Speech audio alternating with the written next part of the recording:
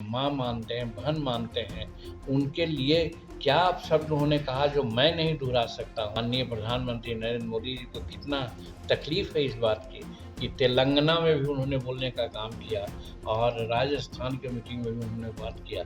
आखिर कौन सी में उनसे पीछे थे जो तुम ताम की बात उन्होंने की।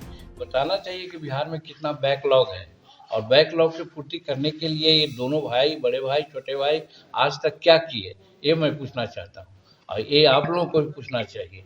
और समस्त शेड्यूल कास्ट, शेड्यूल ट्राइब्स के जाति पिछड़ा के जो हमारे लोग हैं, उनसे भी मैं कहना चाहता हूँ कि हमको 100% दे दें, लेकिन as a matter of fact है कि हमको 5% भी रिजर्वेशन नहीं मिला।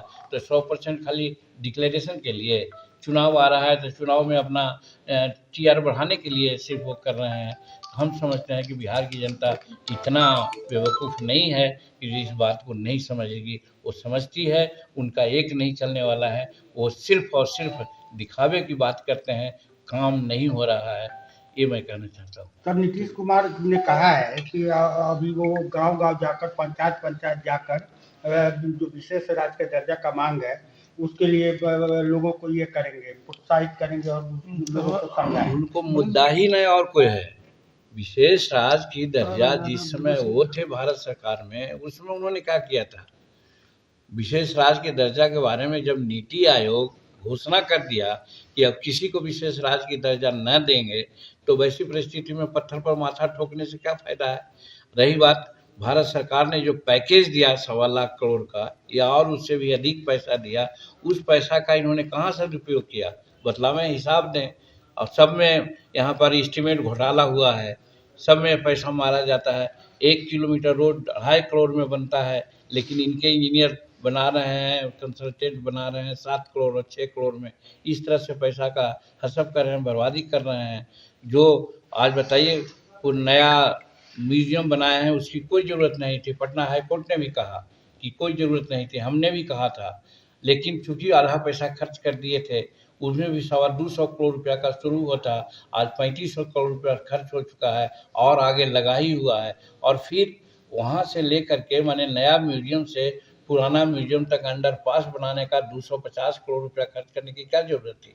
ये पैसा का अपव्यय कर रहे हैं और अपव्यय के पीछे साफ बात है कि यहाँ के ठेकेदारों को माल करने का इनका एक उद्देश्य रहा है और इसी के चलते कंस्ट्रक्शन में इतना ज़्यादा इन्होंने ध्यान दिया है, इतना ही कराया है और सब कंस्ट्रक्शन घटिया किस्म का है।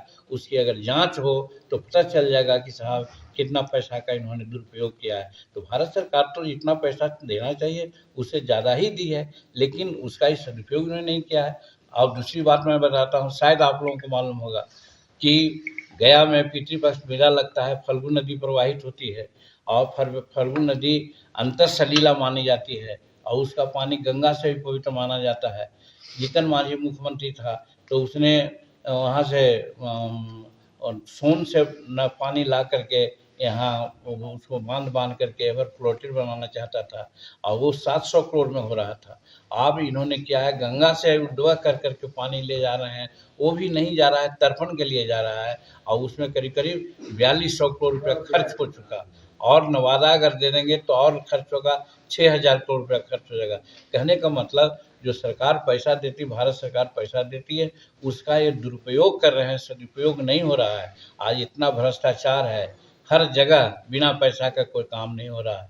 आज लॉ एंड ऑर्डर की स्थिति आप देख रहे हैं, चाहे गोपालगंज के में देखा कि कैसे विषैला शराब पी करके लोग मरा है, फिर आपने सीतामढ़ी की स्थिति को भी देखा, लखीसराय में आपने देखा दिन दहाड़े लोगों को मारा है, समस्तीपुर में भी इस प्रकार की घटना ही कहीं, और यहाँ कैमूर में थाना में जाता है, थाना में एप्लीकेशन देता है गरीब कि ऐसी ऐसी बात होने वाली है, न कीजिएगा तो हम मारे जाएंगे, और उस पर एफआईआर नहीं हुआ और 4 दिन के बाद वो मारा गया कैमूर में, कौन मुशहर था। तो कहने का मतलब कि कहीं पर सटीक काम नहीं कर रहे हैं, तो अपने काम को छिपाने के लिए ये झूठ मूठ का सस्ती लोकप्रियता के लिए ये सारा कवायद कर रहे हैं। थैंक्स। क्या होना चाहिए? देखिए, हाथी के दांत खाने के और दिखाने के अलग अलग होते हैं। देखने को तो देखते हैं बड़ा बड़ा दांत आगे निकला रहता है, लेकिन वो बिना काम के रहता है और खाने वाला अंदर रहता है। ये आरक्षण के संबंध में जो बातें हुई जाति आधार पर गणना करके जो किए हैं, कोटा बढ़ाए हैं, इसमें सबका साथ है, सबके सहयोग है, सर्वसम्मति से हुआ है। लेकिन माइलेज लेने की बात सिर्फ और सिर्फ नीतीश कुमार कर रहे हैं, वो उचित नहीं है। और मैं समझता हूँ जो विधानसभा में हमसे उनसे जो बातें हुई, इसीलिए हुई कि महोदय, भाजपा के लोग, एनडीए के लोग, सब लोग इस बिल को पारित किया सर्वसम्मति से। लेकिन अंबेडकर साहब ने कहा था, जब आरक्षण लागू हुआ था उस समय, कि हर 10 वर्ष पर उसकी समीक्षा होनी चाहिए। आप 18 वर्ष से हैं बिहार के मुख्यमंत्री, आपके बड़े भाई भी रहे 15 वर्ष, 33-34 साल से आप लोगों की सरकार चल रही है। इस समय में जो हमको 16% आरक्षण था, 1% शेड्यूल ट्राइब्स को था, समीक्षा की गई कि हम कहाँ पर हैं, कितना बैकलॉग है। और अगर आपको नहीं तो एक उदाहरण हमने दिया कि देखिए 1971 से रोस्टर नियम लागू है। रोस्टर नियम लागू का मतलब है कि प्रमोशन में भी आरक्षण होता है, और उस आधार पर सभी जो कर्मचारी हैं या ऑफिसर्स हैं शेड्यूल कास्ट शेड्यूल ट्राइब्स का, उनका अब तक तो 16% होना चाहिए, लेकिन डाटा बता रहा है कि 3.7 है। ऐसा क्यों हुआ, इसको कौन देखेगा? इतने ही पर मुख्यमंत्री जी यहाँ ये लोग थे, वहाँ पर बवाल करने लगे कि तुमको कुछ नहीं आता है, इसको हम बनाया है तो ये क्या है, वो ऐसा अब शब्द बोलने लगे, अपनी सारी गरिमा और सीमा को उन्होंने लांघ दिया। इसलिए कि हम बार बार पत्रकारों से भी कहा कि हम आज 80 वर्ष की उम्र में चल रहे हैं और वो 74-75 में चल रहे हैं। उम्र के दृष्टिकोण से भी हम उनसे आगे हैं। रही बात विधायकी का, तो 1985 में वो विधायक बने, हम 1980 में विधायक बने और मंत्री भी बने, तो इसमें भी उनसे आगे हैं। रही बात ये इसका कि डिग्री का, तो 67 या 68 में उन्होंने डिग्री ली है इंजीनियरिंग का, और जीतन मांझी 1966 में ऑनर्स ग्रेजुएट हुआ था मगध यूनिवर्सिटी से, तो डिग्री में भी उनसे पहले लिया है। आखिर कौन सी में उनसे पीछे थे जो तुम ताम की बात उन्होंने की, ऐसा कह कर के उन्होंने अपनी सारी मर्यादाओं को ये कर दिया। और उसका खास कारण है, हम उस चीज़ को नहीं कहना चाहते हैं, लेकिन भागीरथी देवी जो आप ही के बगल के विधायिका हैं, वो कहती हैं कि क्या वो अपने रूम और एंटी रूम में करते हैं विधानसभा में, ऐसा कोई मुख्यमंत्री को करते हुए नहीं देखा गया जो किया गया है।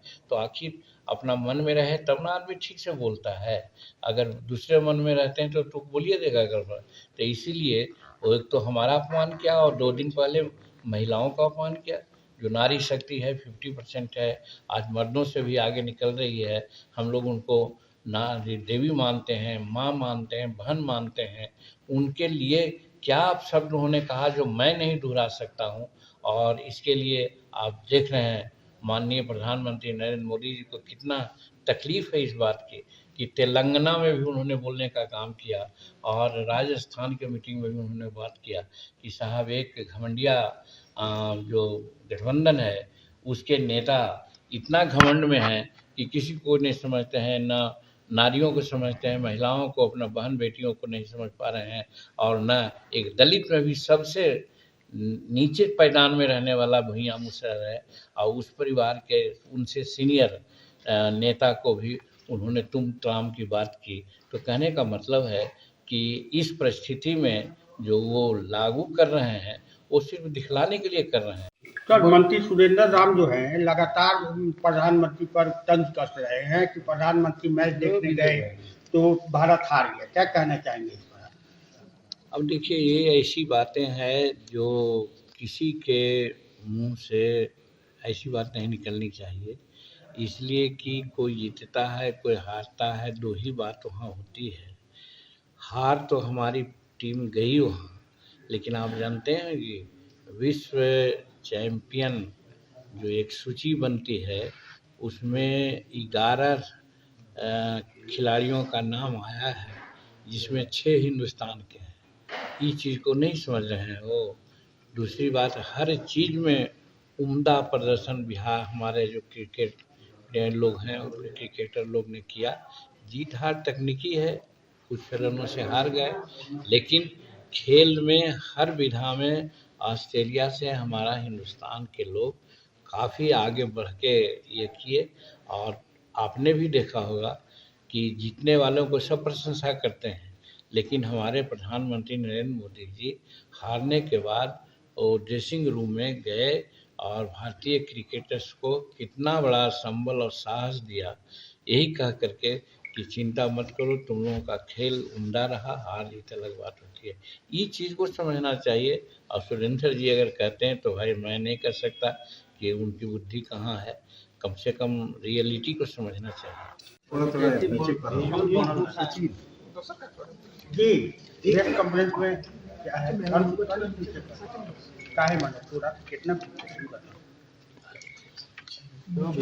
आज मोतिहारी में आने का खास कार्यक्रम ये है कि पिपरा में एक आयोजन होता है, पिपरा कोठी में, और भुइयाँ बाबा और माता सबरी पूजन समारोह है जो राजकीय समारोह के रूप में मनाया जाता है। ये बहुत खुशी की बात है कि समाज के लोगों का शायद ये पहला है। ऐसे तो पर्वत पुरुष दशरथ मांझी जी के भी जन्मदिन या पुण्यतिथि को राजकीय समारोह के रूप में मनाया जाता है। और उस अवसर पर यहाँ के पूर्व मंत्री और माननीय विधायक, नगर विधायक प्रमोद बाबू ने 2-3 बार हमें यहाँ आने के लिए निर्देश दिया कि आप आइए, यहाँ अच्छे लोग जुड़ते हैं और आपके समाज के लोग हैं।